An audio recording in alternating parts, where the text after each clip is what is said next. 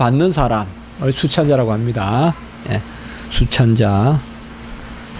우리가 성찬할 때 분병, 병이 이제 떡병자잖아요. 떡을 나눠주는 분들을 분병 혹은 배병이라고도 해요. 옛날에는 그 배, 나눌 배자, 뭐 나눌 배자, 나눌 분자니까요. 배병위원, 또 배잔, 배잔이라면 이제 잔을 나누는. 예. 그래서 우리가 세례를 받는 사람을 수세자. 예. 본래 세례자 이라면 세례 베푸는 사람일 수가 있어요. 그렇죠. 예. 베프티스트 이라면 오히려 그 세례를 베푸는 사람이 될 수가 있어요. 그러나 수세자 이라면 세례를 받는 사람, 수찬자 이라면 성찬을 받는 사람. 그래서 오늘은 수찬자의 자세가 어떠해야 되냐.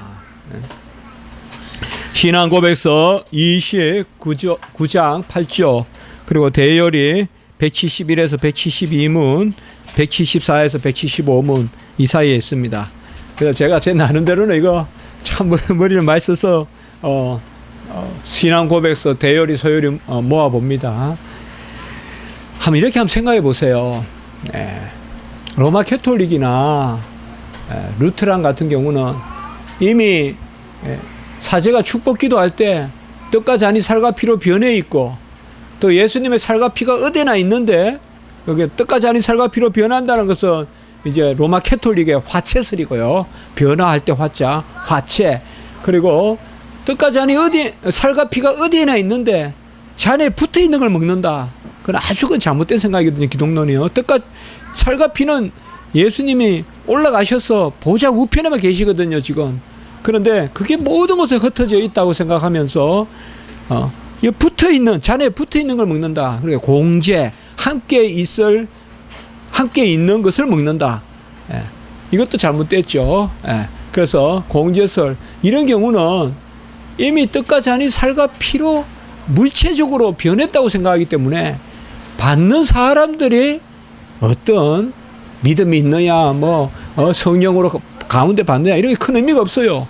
그러나 우리는 받을 때 떡과 잔이 살과 피이다. 이렇게 되는 거예요. 그러니까 믿음으로 분별해서 받으라. 같이 합시다. 믿음으로 분별해서 받는다. 그래서 벌써 이 제목 자체가 중요한 거예요. 우리는 이 수찬자의 자세가 중요해요. 수찬자의 자세가. 그저 다 잔치해놓고 차려놓고 우리는 가서 그냥 먹고 오면 된다 이런 게 아니라 내가 받을 때 떡과 잔이 살과 피이다라는 그 말씀의 역사가 일어난다 이 말이에요. 그래서 꽤 길게 썼지만 우리가 더 길게 막 길게 돼 있어요. 그래서 제 나름대로 글을 만들어 봤는데요. 다시 말씀드리지만 신앙 고백서나 대소요리 문답에 말이 이렇게 여러 가지 쭉쭉 들어가는 것은 다 성경 구절에서 따올려서 역으로 성경 구절을 올려서 말을 만들었기 때문에 그래요. 근데 우리는 성경 구절 다 보지 않기 때문에 그런데 거기 보면 다 있어요. 성경 구절 어디에서 나오. 우리 지금 기독교의 진리가 그렇게 되어 있듯이 말이에요. 자, 한번 봅시다. 오늘 조금 깁니다. 성찬에 참여하는 시작. 성찬에 참여하는 자는 그 전에 그리스도에 대한 지식과 믿음을 지니고 회개하고 남을 용서하고 사랑하는 마음을 가지고 기도함으로 준비해야 한다.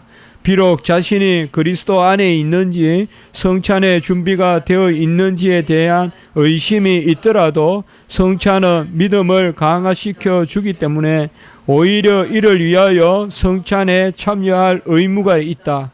성찬은 거룩한 경외심과 간절한 간구를 지니고 믿음으로 기쁨 가운데 언약의 자녀로서의 확신을 가지고 하나님의 큰 사랑을 찬미하며 드려야 한다. 그리고 그 은혜를 기억하며 열매를 소망하는 가운데 겸손한 자세로 살아가야 한다. 말이 긴데 그래도 우리가 이렇게 오히려 현장감 있게 읽으니까 그렇게 문장이 혼란스럽지는 않습니다. 성찬에 참여하는 자는 가장 중요한 것은 성찬은 그리스도와 사귐의 계속을 이야기해요. 그렇기 때문에 세례를 받은 자만이 성찬에 참여할 수 있어요. 시작이 있어야 계속이 있잖아요. 세례가 자녀로 거듭나는 것, 그것을 인친다면 성찬은 거듭난 자녀가 계속 살아가는 것, 자녀로서 살아가는 것. 그래서 세례는 살아남, 성찬은 살아감. 이렇게 우리는 많이 이야기합니다. 그래서 성찬은 이미 거듭난 사람이 세례를 받고 참여하는 거예요. 그러니까 세례라는 그 인침을 받은 사람이 참여하는 거예요. 그래서 성찬에 참여 안 했다고 해서 구원에 이르지 못한다 이렇게 말해서는 안 되겠죠. 세례 안 받아도 믿어서 구원에 이르는 자가 있어요. 아, 저 사람 믿었는데 세례도 안 받아서 지옥 갔다. 절대 우리 그렇게 이야기하면 안 돼요. 예. 믿으면 믿음으로 구원받아요. 세례는 그 믿음을 견고하게 하고 지지해주고 그 믿음을 강화시켜주고 믿음을 자라게 해주는 그러한 보이는 표지일 뿐이지, 표일 뿐이지, 세례 받았다고 구원에 이르는 건 아니잖아요. 마찬가지예요. 그런데 성찬도 표기 때문에 세례의 표가 있는 사람이 성찬에 참여하는 거예요. 그래서 뭐 이런 것을 사랑이 없다 그렇게 보는 게 아니라 이것은 분명한 질서죠. 시작이 없이는 계속이 없죠. 그래서 먼저 그리스도에 대한 지식과 믿음을 가지고 회개하고 사랑하는 마음을 가지고 기도함으로 준비해야 된다. 예? 같이 합니다. 성찬을 준비하라. 자, 성찬을 준비하는 과정이 뭔가 하면요, 나의 나된 것을 돌아보고 온전해지는 거예요. 한마디로 겨가 묻은 거 있으면 털어내고 하나님의 자녀로서 합당한 마음을 가져야 되는데 누굴 미워하거나 원망하거나 시기하거나 이런 마음이 있으면 회개함으로 그런 것들을 걷어내고, 또 옛날에는 성찬을 거행할 때 성경을 많이 읽었어요. 복음서 부분을. 왜 그럴까요? 성찬의 의미는 결국은 예수 그리스도의 복음이란 말이에요. 그래서 지식을 가지고 우리도 참 그러고 싶고 참 그런 마음이 있는데 조금 우리가 여건이 좀 어렵고 한 그런 부분도 없잖아 있지만 참 이 성찬 때 가장 그 교회가 힘써야 돼요. 어떻게 보면 우리는 성탄절, 추수감사절 그 자체보다 더 중요한 것은, 정말 의미가 있는 것은 성탄절이 무슨 신학적 의미가 있는 건 아니에요. 성탄절이 신학적 의미가 있는 건 아니에요. 성례가 신학적 의미가 있어요. 성례가. 성찬, 세례는 이것은 아주 신학적 의미가 있다 이 말이에요. 신학적이고 성경적 의미가 있다 이 말이에요. 그렇기 때문에 준비를 해야 된다. 그러니까 준비를 한다고 해서 내 자질을 뭐 없는 자질을 만들고 그게 아니라 나의 나된 것이, 내가 참 하나님의 정결한 참 영을 받아서 하나님의 그러한 지식과 또 지식의 진리의 영을 받아서 이게 우리가 이제 다 이제 맞단 말이에요. 하나님이 우리를 거듭나게 하셨는데 그에 걸맞지 않은 것을 회개함으로 드러내고 이런 것이 필요하다. 그리고 의심이 있더라도 성찬에 참여해라. 자, 이게 중요한 이야기예요. 우리가 조금만 알면, 야, 성찬은 믿음으로 분별하고 또 믿음으로 받아야 되고, 올바로 받지 않으면 오히려 독을 마시는 것이라 하더라. 그래서 내가 요새 죄도 있고 내 마음도 편치 않고 그래 나 성찬 참여 안 하겠다. 그래서 성찬 안 받겠다. 물론 어떤 경우에 그것을 영 아니다라고 말할 수는 없어요. 영 아니다라고 말할 수는 없지만 잘 아실 것은 교회는요 항상 준비돼서 내 모습 보여주러 오는 거 아니에요. 그걸 아셔야 돼요. 교회는 내 자랑하러 오는 게 아니에요. 주중에 내가 뭘 잘했어. 야, 교회 가서 교인들한테 자랑해야지. 그 마음으로 오는 것이 아니에요, 교회는. 주중에 내가 뭘 업적을 쌓았어. 야, 주중에 내가 뭘 막 행사를 잘했어. 이제 주일날 교회 가서 성도들한테 좀 자랑해야지. 물론 자랑은 좋지만은 기본적으로 잘 아셔야 돼요.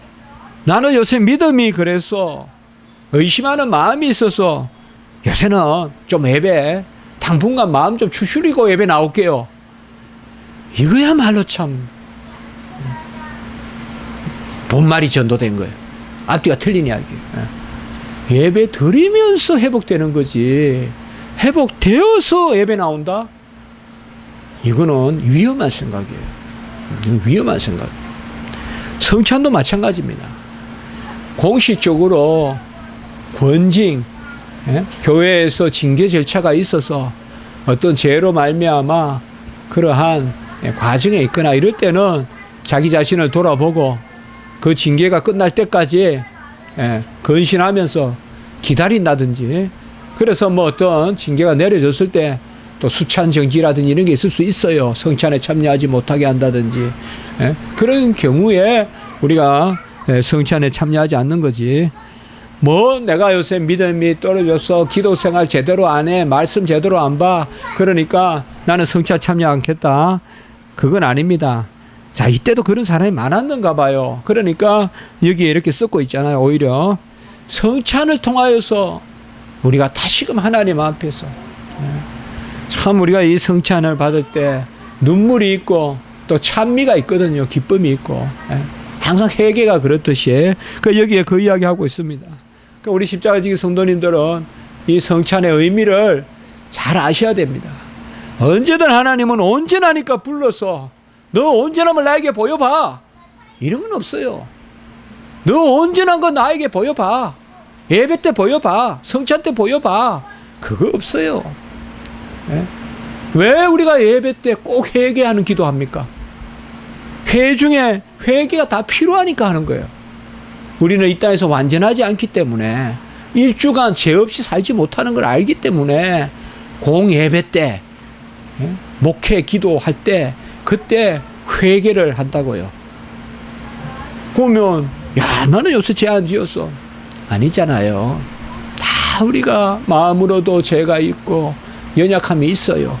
그 가운데 부족한 가운데 성찬에 참여하는 것입니다. 그래서 참여할 의무가 있다.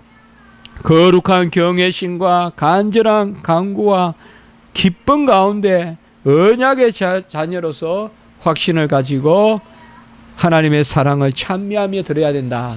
말이 길지만 우리가 다 이런 것들이 전혀 우리에게 부담스럽지 않습니다.